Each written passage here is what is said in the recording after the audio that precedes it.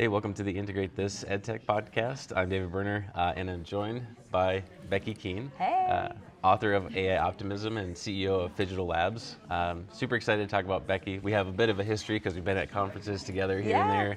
We've got photos. Yep, you did our AI symposium. Yes. Tons of stuff. So we've run into each other quite a bit. Yeah. So I wanted to ask you right off the bat, what's great about being at this conference at ISTE? The vibe, the buzz, the energy is always really high. It's so big that you never run out of something to do. You could drop into anything at any time. There's literally always something going on. There's no downtime. Yeah. Which is a good and a bad, depending on how you feel about that. Yeah, when we talked about that yesterday too, there's a lot of stuff. You will not make it to everything. You should probably check if something's across all the way across the conference center. Start walking early. Yeah, yeah. And you just had a session this morning. I did. I came straight here from that. Yeah. What was that on, and how did it go? It was from Shortcut to Scaffold, how AI supports student thinking, which is perfect because that's what everyone is talking about right now, it seems like, is, okay, we have this tool, it's been out in the wild for a few years, but then what? Like, people are so worried about it being a replacement, students are outsourcing their thinking, and the session was really about the free tools. It was specifically sponsored by Microsoft Education, so we're looking at Study and Learn, Study Guide, Copilot notebooks, learning activities, all the things that are free, built-in, accessible, available, that don't outsource student thinking. They're meant to build student comprehension and understanding and mastery. So yeah, that's what we were talking about. Yeah, and then you have some more sessions coming up over the next day here, and then you have some Phygital Labs. Got some sessions too of other people leading those. So what does all Phygital Labs have going on at the conference? Oh goodness, so I am so fortunate to have an amazing team of educators who have a wide range of capabilities. So of course we're talking about AI, but we're also talking about critical thinking and student podcasts and game-based learning and infusing edu protocols, things like that. It's really a wide range of just great pedagogy with the ed tech tools that are available. Cool, and you mentioned the vibe here. Yeah. So connecting with people, who are you looking forward to connecting with? And maybe even like someone you only have known online, but you're gonna see them in person maybe. Okay, well, check that box off this morning. I've already seen so many people that's the case. But honestly, this is my favorite place to meet new people. So I've been keeping an eye on LinkedIn and noticing people who are maybe a second level connection to me, right? I haven't interacted with them before. They're a new name, a new face to me, and I'm like, this person looks interesting. I want to check them out. I want to get to know them. I want to hear what they're all about because I want to learn from new people. And I think that sometimes we tend to get a little echo chamber going on where we hear the same things over and over, and I am a person that highly values fresh perspective. So I'm someone that gets excited about meeting someone for the first time and then staying connected so I can learn from them. Yeah, absolutely. And there's no shortage of like opportunities where you can, like there's the people you meet, but then also like the things that you might experience. I know Jeremy and I have talked about like unexpected things that have happened, like even like meeting Manuel Herrera and the sketchnoting thing, talking about that. As far as the conference itself, how many have you been to so far? This is my 12th. Okay, so it's 12 years. Yeah, I haven't missed in 12 years. What do you wish somebody told you before, like your first year? What do you wish you knew? So many things. So fortunately, I was not new to ed tech conferences. It was just my first ISTE, right? Which is bigger, obviously. So I'm going to add to your question because I'm that kind of girl. I wish the first ed tech conference I ever went to, someone would have helped me explain or helped me understand the format. I walked in, I saw an expo hall, and honestly, no one had told me about the sessions. And I know that sounds wild for those of us that have been to ed tech conferences, but I was like, so I wander around and get sold to? Like, what are we doing here? I can't afford this stuff. I'm a first-year teacher. Like, I was so confused.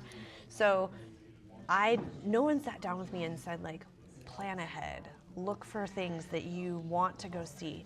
Plan a schedule. Like, pay attention. No one had given me any guidance. So before my first ISTE, I had that background coming in, but what I didn't know was the size of the convention center, and you already said it, to plan time to get from place to place. And now I'm so blessed and honored to have so many connections here that I have to add lots of extra time for hallway hugs, which is like the best part. But it takes me like a solid half an hour to get from one place to another. Because I'm doing lots of hallway reunions, and that's awesome. But just planning time and not trying to pack it in back to back. The other tip, if you can swing it, I'm a big fan of breakfast, so I eat a big solid breakfast, and then I bring like a bar and an apple to make it through the day, because I don't have time to like leave and go get a lunch. No one has time for that. But I want to keep my energy up, so, and then I hit a good dinner at the end of the day.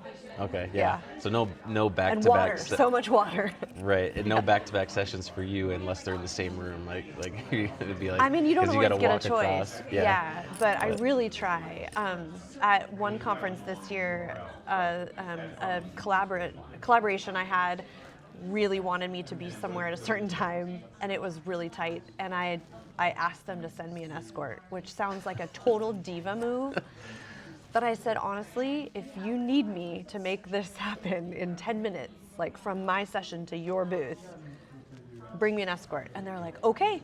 So they stood at the door of my session, and they just very kindly said to everyone, follow us if you want to keep talking to her.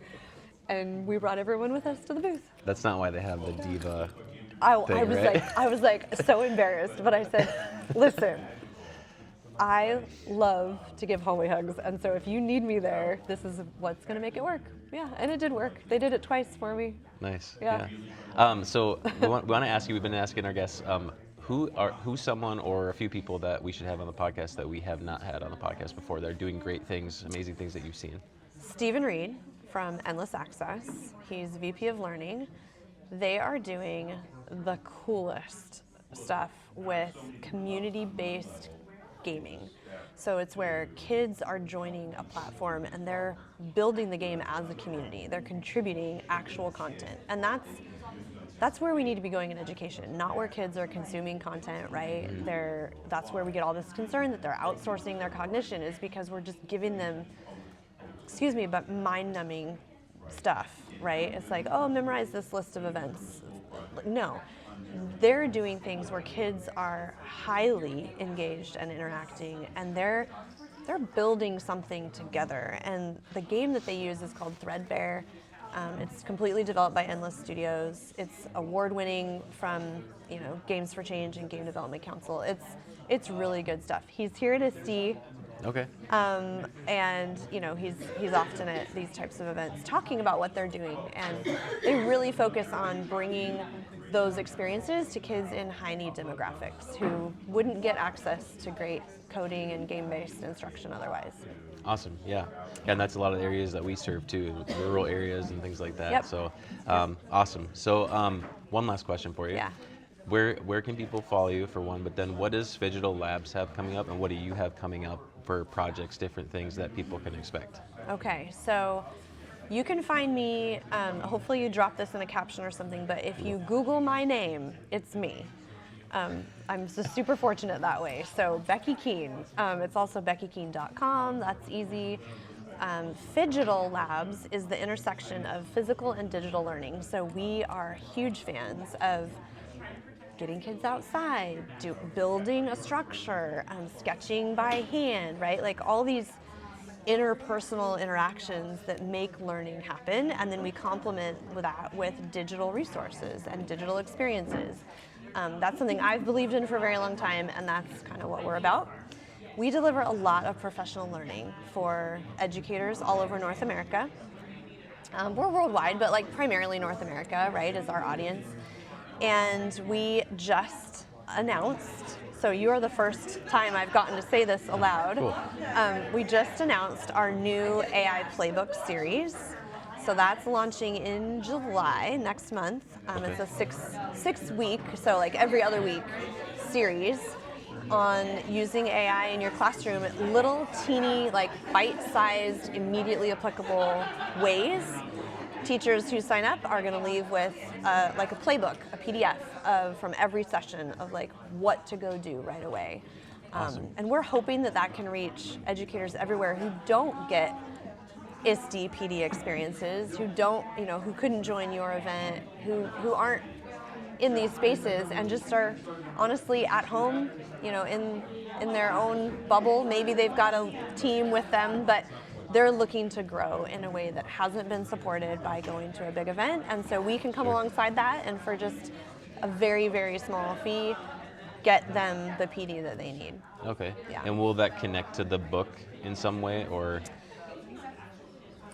Okay, so I also have the book, right? AI Optimism. Yeah. I like to think that everything we do connects to AI Optimism, right? To the framework, to bringing transformative practice to education. In fact, did you catch the ISTE announcement of the rename? Yes. Did you notice it's now transforming education? Yep. Yeah. So I'm thrilled with that because I'm like, oh, they listen. We've been talking about that for a while, right? Yep. So it's not explicitly aligned with the book because, Phygital Labs is more than just me, right? We've got a whole team of people who deliver amazing experiences. But everything we do has AI Optimism in mind, and it also has immediately applicable, safe for education. All of that is kind of our core belief. Okay. Anyway, so. Awesome. Yeah. Well, yeah, we'll be sure to include everything in the show notes. So if you want to access Becky's website or the Phygital Labs or any of the things that she has going on, you'll be able to do that via our show notes. Thank you. Integrate this podcast, Apple, Spotify, YouTube. Check it out. And thanks, Becky. Yeah, Appreciate it. thanks for having me, David.